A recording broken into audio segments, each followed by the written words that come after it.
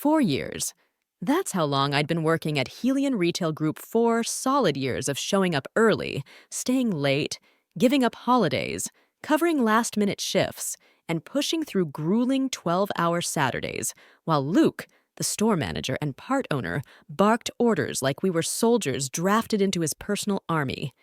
At 26, I'd earned the reputation as the reliable one, the person who never said no, the steady force holding everything together whenever someone called in sick or the registers crashed. Everyone knew that when Kelly was on the clock, the store ran like clockwork. Luke knew it too. "Helion is family," he'd say during those morning huddles. And in this family, loyalty means everything. I took that seriously, maybe too seriously. That's why I spent almost 3 days agonizing before I finally got up the nerve to ask for a single Saturday off. Just one day, because Elton John, yes, the Elton John, was coming to town on his final farewell tour, a once-in-a-lifetime chance to see the legend live. I still remember staring at the send button on that email, my heart racing like I was about to ask for a raise instead of just a day off. The message was polite, professional, respectful. Subject: request for Saturday, June 10th off. Hi, Luke. I hope you're doing well. I'd like to request Saturday, June 10th off ahead of time. I'm hoping to attend Elton John's farewell concert that evening. I'm happy to help cover shifts during the week and make sure the shift handoff goes smoothly. Thanks for considering. Kelly. I clicked send and waited. No reply that day. Nothing the next morning either. Then, just after lunch, a message popped up. "Kelly, we'll talk about this later. You should really think about whether this is the priority you want to set." That was it. No, "we'll try," no, "sorry, we're short-staffed." Just judgment. A pit of confusion settled in my stomach. Had I done something wrong? I double-checked the schedule. We weren't short-staffed at all. In fact, 2 part-timers had already booked that day off weeks ago for a wedding. Still, I gave him the benefit of the doubt. The next day, I showed up early, ready to talk it through. I found Luke near the back stockroom, clipboard in hand, scribbling away. "Hey, Luke, do you have a minute?" He didn't even look up. Still planning to go to that concert? Caught off guard by his bluntness, I stammered, yes. I mean, if it's possible." He slammed the clipboard down with a clack, stepped closer, and said 6 words I'll never forget. "Then take off your vest and leave." I blinked. "Wait, what?" "You heard me," he snapped. "If Elton John matters more than your job, then you don't belong here." The room fell silent. My coworkers froze mid-task, eyes darting between us. My fingers shook as I slowly unzipped my navy blue Helion vest. It felt like peeling off 4 years of loyalty, stress, and swallowed pride. I said nothing, just handed it to him, turned, and walked out. Past the checkout counters I used to fix. Past the display table I designed last Black Friday. Past the break room where I once worked through the flu because everyone's counting on you, Kelly. Outside, the sunlight was blinding. I unlocked my bike and started pedaling, my chest tight with shock, confusion, and a growing anger I couldn't ignore. By the time I got home, my hands were trembling, not from the ride, but from the sheer audacity of it all. Fired for asking for 1 day off to see a concert. Fired, not even officially, just told to leave like I was trash. I told my mom everything. She listened quietly, then asked a question I hadn't even thought to ask. Did he even have the right to do that? That night, we dove into research. Labor law websites, employee rights forums, legal advice threads. The deeper we dug, the clearer it became. Luke hadn't just lost his temper. He'd broken the law. In my country, you can only be fired on the spot for extreme reasons: gross misconduct, theft, violence, fraud, not for wanting to hear Rocket Man live. The next day, I booked a meeting with a labor attorney. When I explained the situation, he laughed. Actually laughed. "This is the cleanest wrongful dismissal case I've seen in months," he said. We're going to fix this. I stayed quiet, but my lawyer spoke plenty. The law office smelled of polished wood and old books. It felt official, solid, everything my firing wasn't. Across the desk sat Martin Feldman, a labor attorney with 30 years in the courtroom and an expression that mixed calm confidence with a hint of mischief, like he enjoyed catching companies bluffing their way around the law. "So," he said once I finished recounting the last few days at Helion, "they fired you on the spot, in front of your coworkers, just for asking for a day off?" I nodded, heart pounding again just from remembering. Not for refusing work, not for walking out, just for asking. Martin leaned back, fingers steepled. Unlawful dismissal. No warnings, no misconduct, no documented cause. That's not just breaking labor law. That's a textbook wrongful termination. He paused. "Do you have any emails?" I pulled out my folder and slid the messages across the table. The original time-off request, Luke's cold reply, and a follow-up from HR after I'd already been let go. It was only 2 lines. "Hi, Kelly. We understand you are no longer with the company. Please return any company property. We wish you the best." Martin read it and smiled, not kindly. "Oh, they've made this easy. No cause, no disciplinary record, no formal exit documents. This isn't just a claim, it's a slam dunk." I didn't know whether to feel relief or deeper anger. 4 years of giving everything to that job, tossed aside like an expired coupon. "Can I get my job back?" I asked. Martin shook his head gently. "You could, but I wouldn't recommend it. Do you want to go back there?" I thought about Luke's face, his tone, the silence when he made me take off my vest. No apology, no humanity. "No," I said. "Not for a second." "Good," he said. "Then we won't fight for your job. We'll fight for 6 months' lost wages, unused vacation pay, emotional damages, and a formal declaration of unlawful dismissal." I blinked. "We can do that?" Martin grinned. "We'll do better than that. But first, we send a letter." Within days, Helion got the formal notice. Martin CC'd me on the email. It was short, professional, and precise. It laid out the facts, cited labor laws, and finished with, "We are prepared to resolve this matter amicably or through legal action if necessary." I expected fireworks in response. Instead, silence. A full week passed. No reply from Luke, no word from HR, not even an automated acknowledgement. It was the same cold, dismissive attitude they'd always shown toward anything that didn't serve their interests. Then, out of nowhere, an email arrived from Helion's HR director, Lisa Monroe. "We respectfully disagree with your client's version of events. Miss Kelly was not terminated, but voluntarily walked off the job. We consider this matter closed." My jaw literally dropped. What?" I gasped, showing the message to Martin. "Walked off?" "They're bluffing," he said calmly, "but they're careless, which is why I asked if there were any witnesses. There were. Half the team saw it. One of them even texted me that night asking what had happened. Perfect. Keep that message safe. Screenshot it. Document every detail." Something inside me shifted right then. I'd been shocked. I'd been humiliated. But now, I was laser-focused. They wanted to twist the truth? Fine. I had proof, a timeline, and, most importantly, I had someone on my side who knew exactly how to handle corporate bullies in suits. 2 days later, we filed the official claim. Luke must have been served the papers on a Thursday, because by Friday morning, I got a text from an unknown number. "Hey, it's Luke. Can we talk? I think there's been a misunderstanding." I didn't reply. Martin did. "All communication should be directed to legal counsel. Please refrain from contacting our client directly." The silence that followed, that was the sound of power shifting. The next few weeks blurred into a whirlwind of preparing documents, gathering testimonies, and handling increasingly desperate messages from Helian's HR.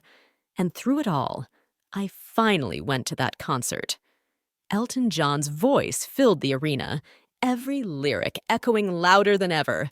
"I'm still standing! Yeah, yeah, yeah!"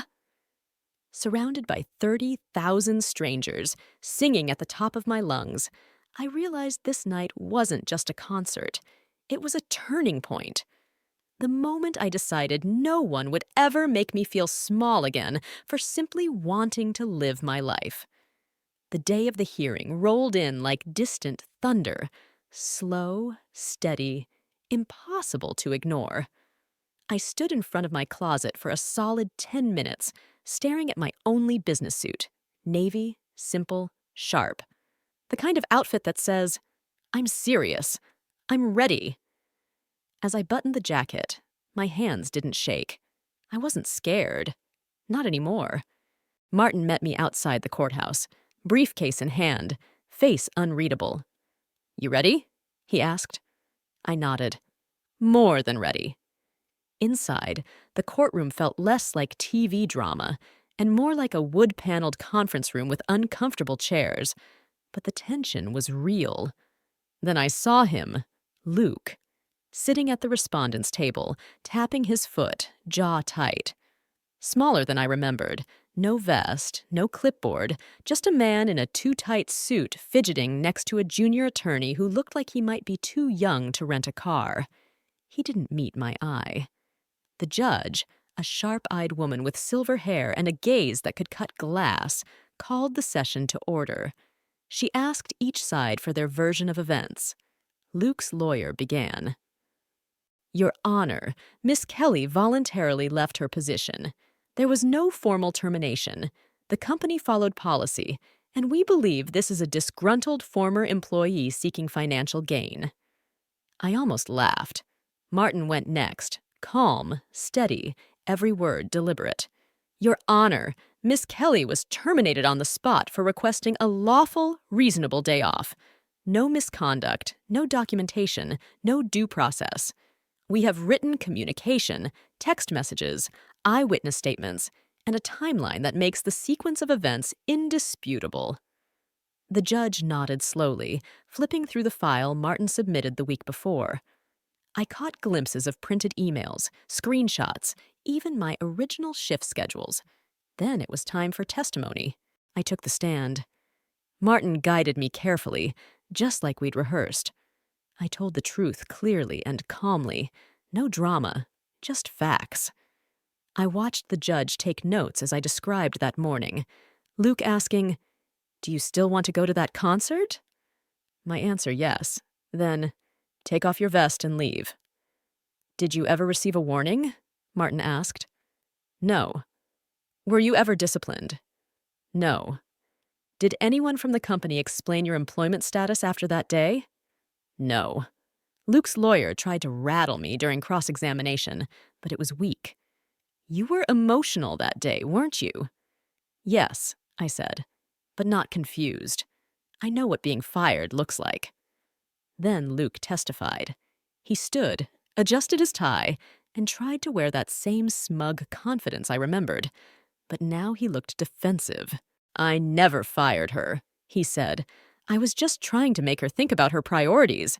When she took off the vest, I was surprised. She walked out. I didn't tell her to."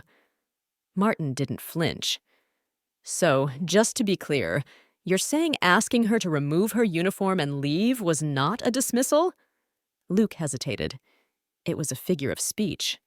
"A figure of speech," Martin repeated, "in front of witnesses, after a denied time-off request during her shift?" Luke floundered, eyes darting. "She misunderstood me." Martin opened a folder and handed the judge a document. "Your Honor, this is a sworn written statement from two of Miss Kelly's co-workers, confirming that Mr. Harper ordered her to leave the premises and collected her vest himself."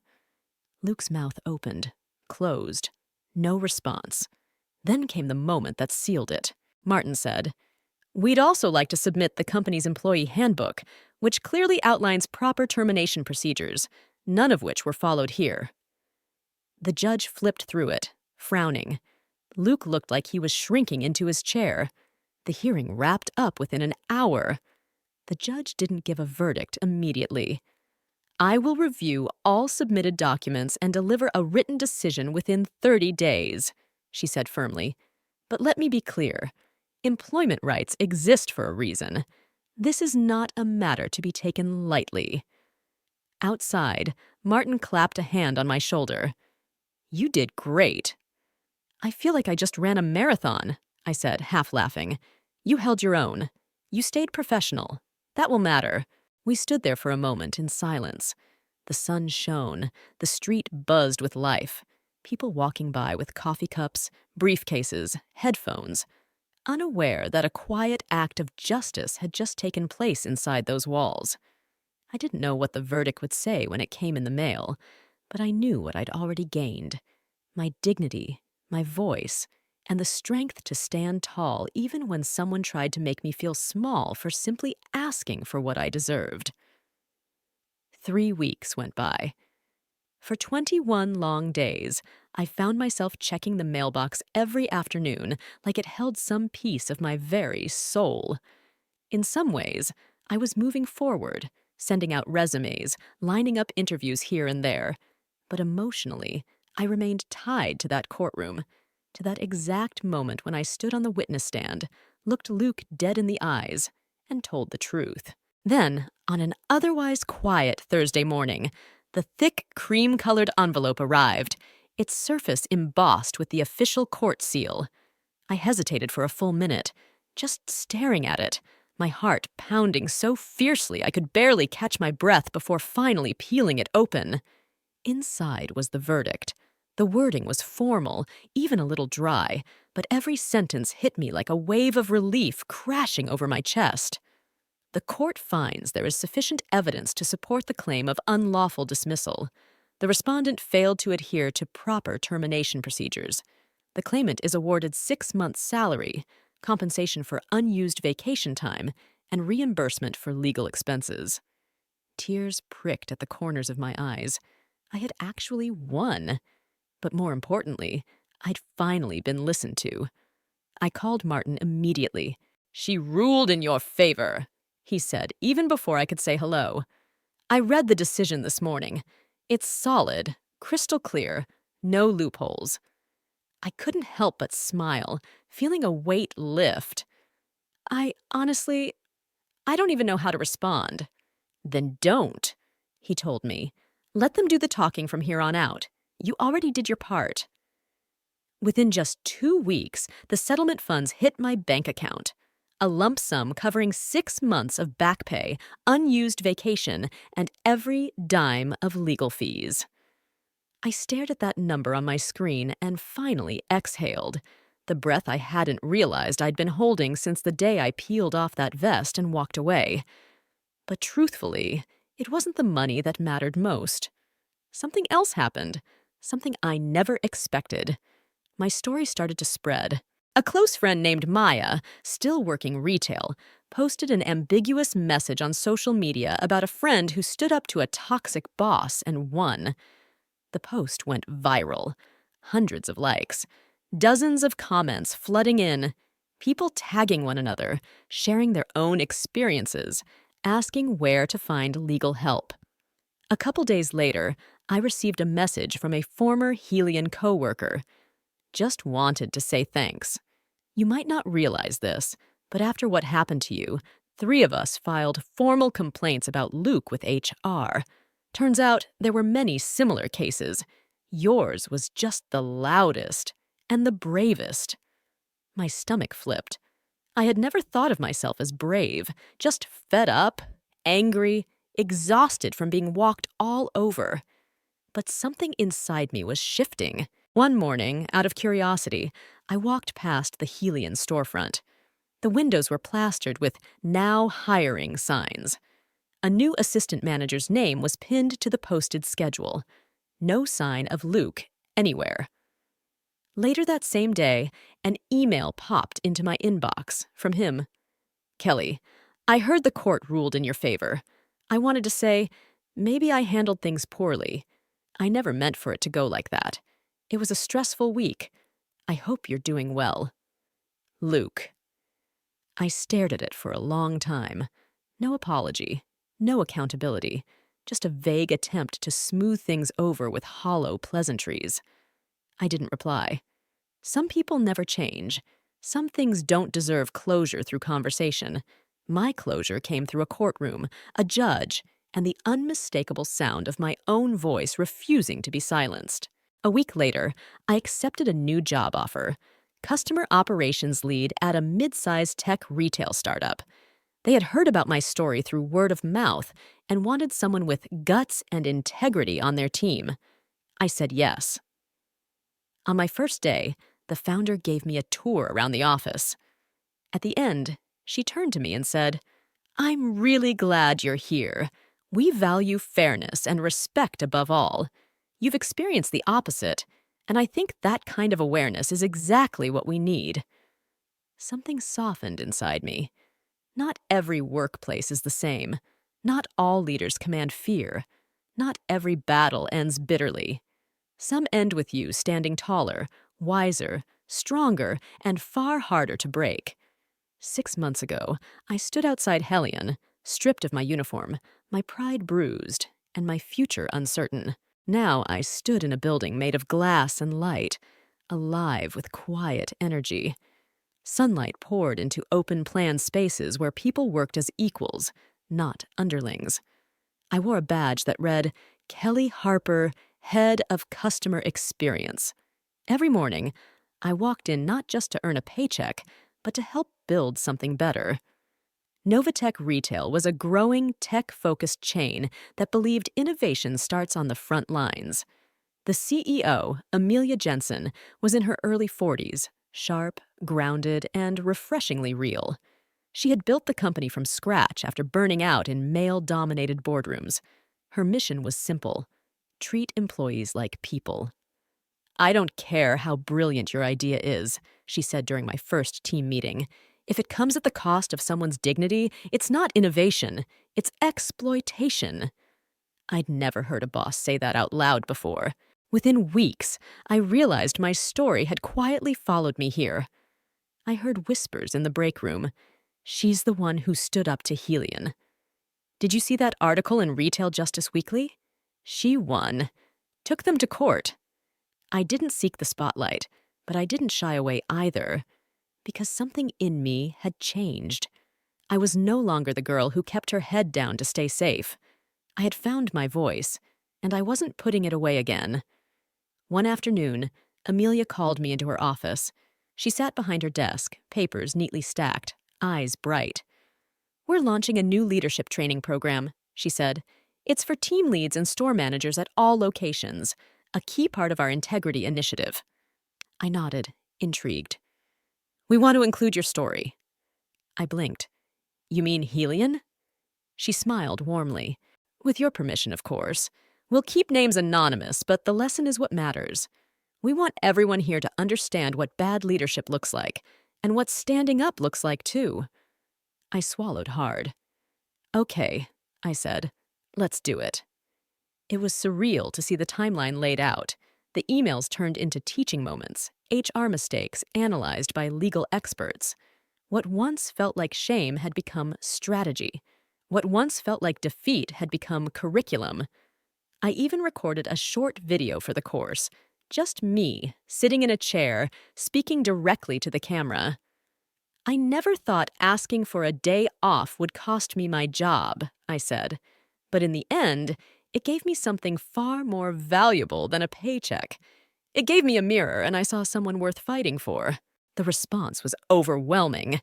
Messages kept pouring in, from store managers, regional directors, even part-time workers scattered across the country. "Thank you for sharing your story. I had a manager like that once, too." "I almost quit after being denied medical leave. Your story reminded me I'm not the problem." I never thought about documenting my work until now. From today on, I'm going to start. It stopped being just about me. It became about everyone who'd been made to feel insignificant for standing up for themselves. Everyone who'd been told they were easily replaceable. everyone who swallowed their pride because they needed the paycheck more than they needed justice. Slowly, whispers about Helion started circulating. The company had taken a serious hit.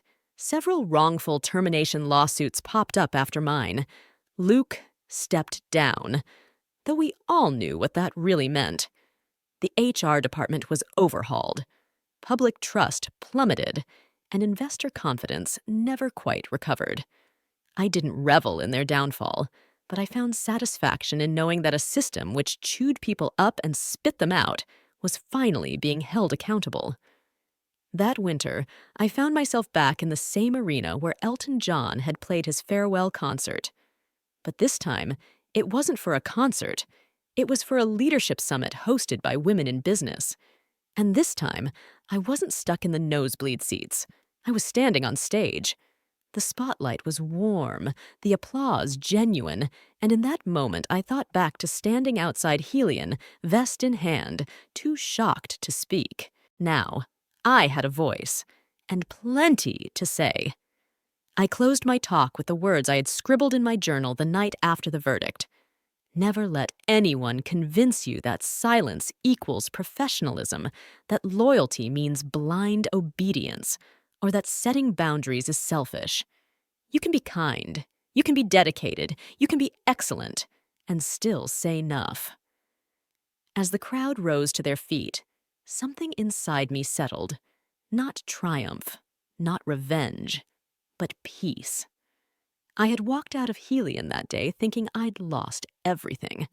But really, it was the day I found myself.